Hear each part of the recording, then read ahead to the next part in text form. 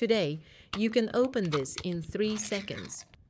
But the first tin cans were so thick that soldiers sometimes had to shoot them open, because the tin can was invented 48 years before the can opener.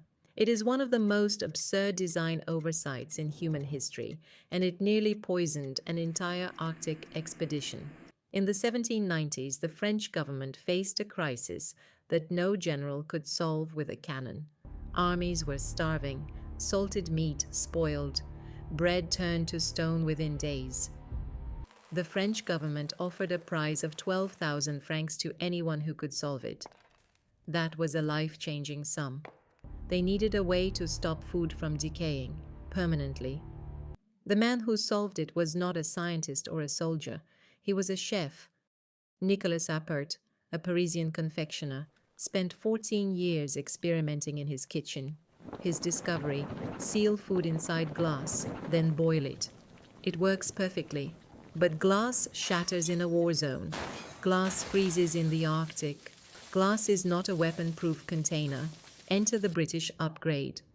In 1810, merchant Peter Durand patented the tin-plated iron can and sold the idea to the Royal Navy. It was heavy. It was ugly. One empty can weighed over a kilogram, but it was practically indestructible.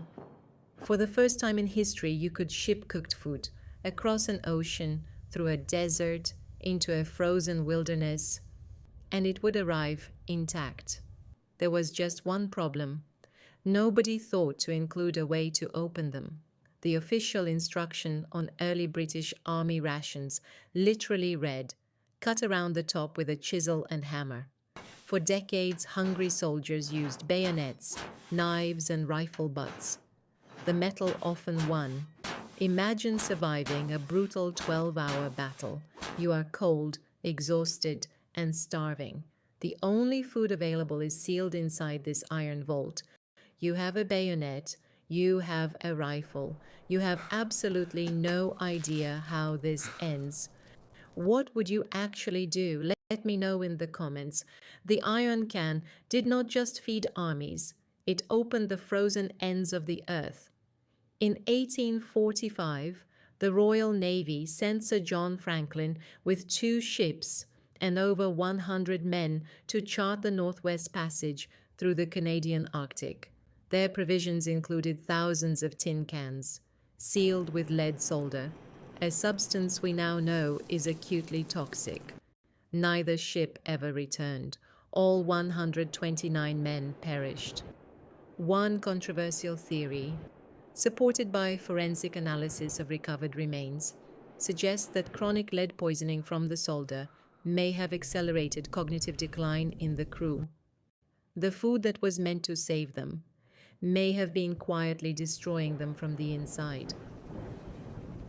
By the time of the American Civil War, industrial machinery had transformed the can. Walls shrank from 6 millimeters to under 1.